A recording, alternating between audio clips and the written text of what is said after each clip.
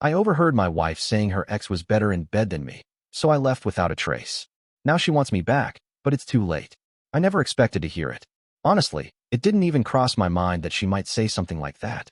But there I was, standing in the doorway, listening as my wife spoke freely on the phone, completely unaware that I was right there. It's funny how in life, one small moment can change everything. I had just come home from work. Long day, frustrating clients, tons of emails.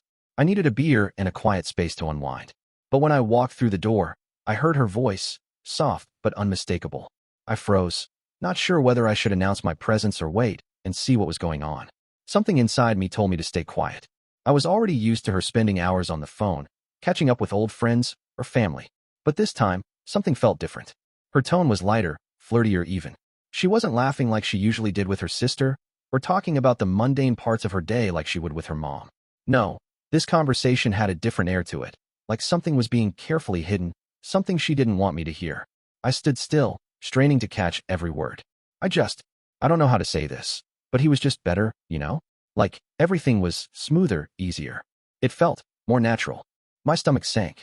She couldn't possibly be talking about me. Could she? The silence in the room felt suffocating.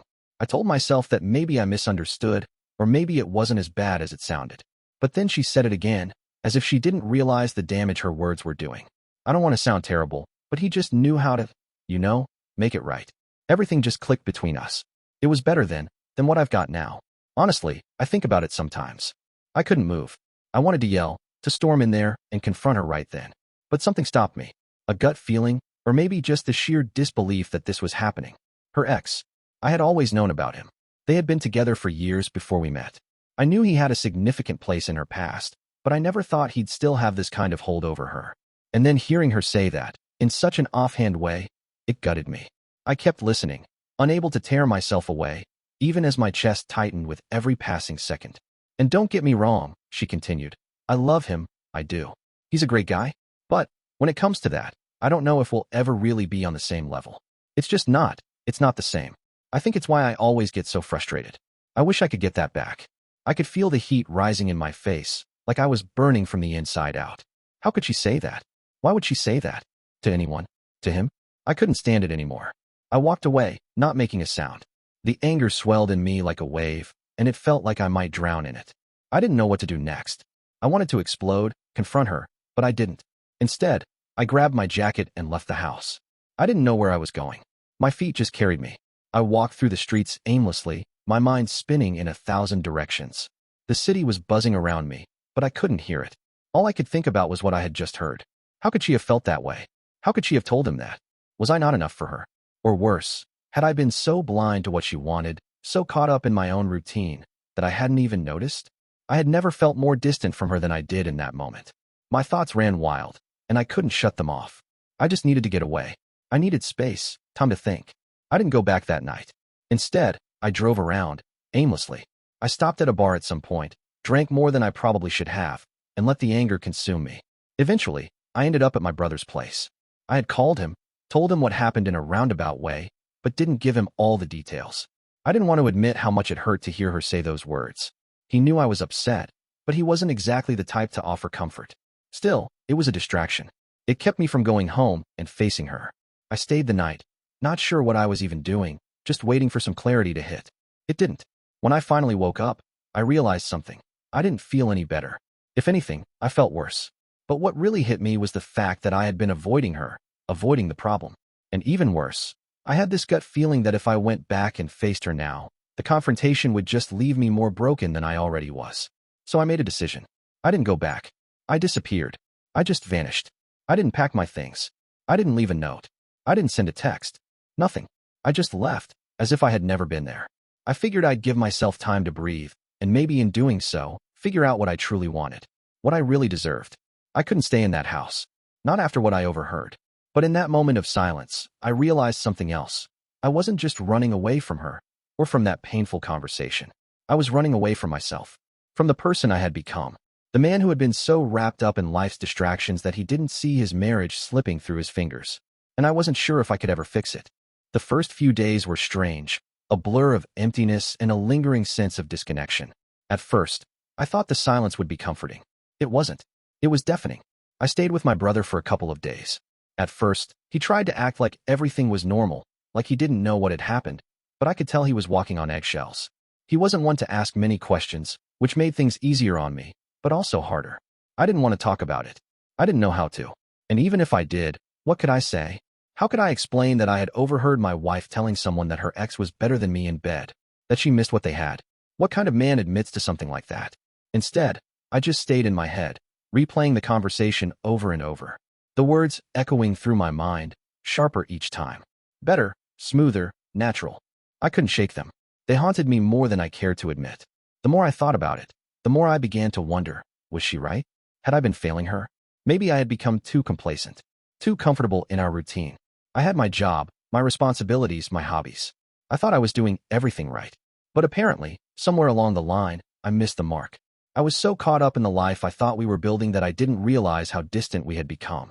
A few days passed before I heard from her. A text, simple and to the point. Are you coming home? I didn't know how to respond. I stared at the screen, my thumb hovering over the keyboard, but the words didn't come. What could I say to her? How could I tell her that I had overheard that conversation, that I wasn't coming home because I didn't know who I was anymore, let alone who we were together? I ignored the text and then decided to leave my brother's place. I didn't want to be there anymore.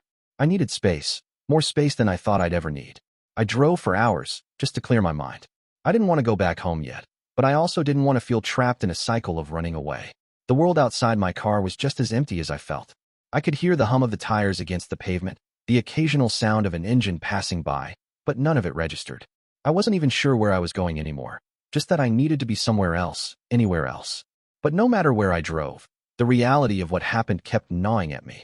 The thing that killed me the most wasn't just the words themselves, but the feeling I had in that moment when I realized she had been thinking about her ex, comparing him to me. I wasn't enough for her. That's what it boiled down to, right? I had been so focused on other things that I didn't realize she was slipping away, that she was seeking something else, something I couldn't give her. That night, I stayed in a small motel in the middle of nowhere. The room was sterile, the bed uninviting. I didn't sleep. I just lay there, staring at the ceiling, turning everything over in my mind. And then the call came. It was late. I had already begun to drift off when my phone buzzed on the nightstand. I groggily reached for it, expecting it to be spam or a sales call. But when I saw her name, I froze. My heart thudded in my chest. I hadn't expected her to reach out so soon, especially after the silence. Part of me wanted to ignore it, to let the distance between us grow even wider. But another part, the part one had been hiding, wanted to know if she missed me, if she cared enough to try. I answered, not sure what to expect. Where are you? Her voice cracked slightly, and I could hear the frustration in her words. I need to talk to you. I didn't say anything at first, just breathed into the phone, trying to steady myself. I'm not sure how to say this, she continued. I don't want to lose you, but I need you to understand something. I'm sorry. I didn't mean what I said. It was just a stupid, careless moment.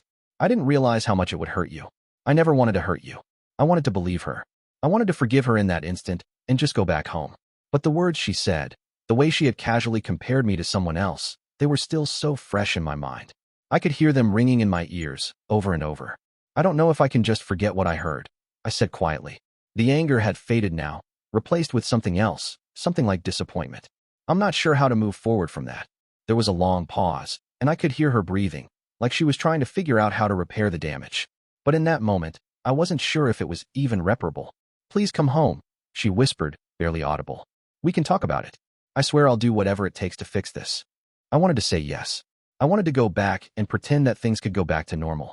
But something inside me told me that even if I did return, the silence would still be there, the tension hanging between us like a thick cloud. How could we go back to what we had when the foundation felt so cracked? I don't know if I can, not right now, I said, my voice steadier than I felt. I need more time. She didn't argue. For once, she just let me have that space, and we hung up. But I couldn't stop thinking about her words, about the weight of her apology. I wasn't sure if I was ready to forgive her. I wasn't sure if I even knew who I was anymore. I was lost in the quiet of my own thoughts, unsure of what I really wanted or needed. And then, just as I thought I might start to find some clarity, something unexpected happened that made me question everything. The next morning, I checked my phone and saw a message from her ex. I stared at the screen for a moment, unsure if I was seeing things correctly. The name, the profile picture, it was him. Her ex. I didn't know what to expect, but I knew one thing for sure. I wasn't ready for whatever was in that message. It was brief, just a few words, but each one felt like a punch to the gut. Hey, I think you should know. She's been asking about me again. Just so you're aware. I felt my pulse quicken. My hands suddenly felt clammy. I sat up straight in the chair, the motel room spinning around me. I stared at the message, rereading it again and again, as if doing so would somehow make sense of what I had just read. She's been asking about him again? Why would she do that? Why would she involve him in any of this?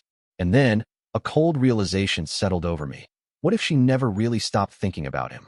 What if the past, the things she'd once shared with him, was never truly gone? I didn't know how to react. Part of me wanted to rage, to text him back and demand answers. Another part of me felt oddly numb. I didn't know if I was mad at him or mad at her. After all, she was the one who had brought him up in the first place. And yet, here he was, reappearing as a shadow in the distance of our broken marriage. I sat there, staring at my phone, the weight of the situation sinking in. For a moment, I felt completely powerless. What was I supposed to do with this information? Should I call her? Should I confront her with what I knew? Or was that playing into some game I didn't even understand yet? I decided not to respond to the message immediately. Instead, I stood up, pacing around the tiny room. I needed to clear my head, but I couldn't. The more I thought about it, the more I realized how deep this situation was. It wasn't just about a single conversation overheard or a text message that made me feel like a fool. It was about everything that had built up over the years, the little cracks in our relationship that I had been too blind to see. I kept thinking about the life we had built. I thought about the plans we'd made, the things we'd talked about. But now, it felt like all of that had been reduced to ashes. Everything felt like a lie, like a version of the truth that I had bought into without questioning. The anger that had been simmering inside me was now replaced by a sense of dread, a feeling like I was staring down a path with no way to go back. It was around noon when I finally decided to call her. I had to hear her side, but as the phone rang, I couldn't shake the feeling that whatever I heard, it wouldn't change the fact that something had broken. I had already seen enough to know that we were in different places. She picked up after the second ring, her voice sounding strained. Hello. There was a hesitation in her voice, something I hadn't heard before. I knew she must have seen the missed calls and the text messages. I couldn't imagine what was going through her mind, but I had a pretty good idea it was something along the lines of, "This is it. He knows. I got a message from him," I said quietly, my heart pounding. "Your ex." I heard her breath catch on the other end. I could feel the tension building up, thick and heavy between us. She didn't speak at first, and then finally, her voice came, soft but steady. "What did he say?" she asked, almost too calmly. I couldn't believe how easily she was accepting the situation. This wasn't the woman I knew. This was someone else. Someone who had let me down in ways I never expected. "He said you've been asking about him again," I replied, the words tasting bitter as they left my mouth. "What's going on? Why is he reaching out to me?" There was a long pause. My fingers tightened around the phone. I could hear her struggling with the right words. I don't know why he would say that," she finally replied, her voice sounding weak, as if she wasn't entirely sure herself. "I haven't been asking about him. I swear." I didn't know whether I believed her. I wanted to, but at that moment, her words felt empty. I couldn't ignore the fact that I had heard her comparing me to him. She had opened that door, and now, I was standing on the other side, unsure of how to navigate it. "So what now?" I asked, more to myself than to her. "What happens now that I know everything?" There was another long pause. It was almost like she was waiting for me to make a decision for us. But how could I? How could I make any choice when I felt so lost, so unsure of what I was even fighting for? "I want to fix this," she said, her voice a little stronger now. "I swear I do. I know I messed up. But I love you. I want to make it right." I closed my eyes. I wanted to believe her, I really did. But trust had already been broken. How could I go back to her, knowing what I knew? How could I go back to that life when it felt like it was built on lies? "I don't know if I can," I said, my voice barely above a whisper. "I don't know if I can come back from this." The silence between us felt suffocating, and yet, somehow, I felt calmer than I had in days. It was as though the weight of the decision had lifted off my shoulders. I wasn't ready to forgive her yet. I wasn't ready to face whatever we had become. And for the first time in a long time, I realized that the only thing I could control was whether or not I stayed. I hung up the phone, not knowing where I would go next, but sure of one thing. I wasn't going to let this destroy me. Not anymore.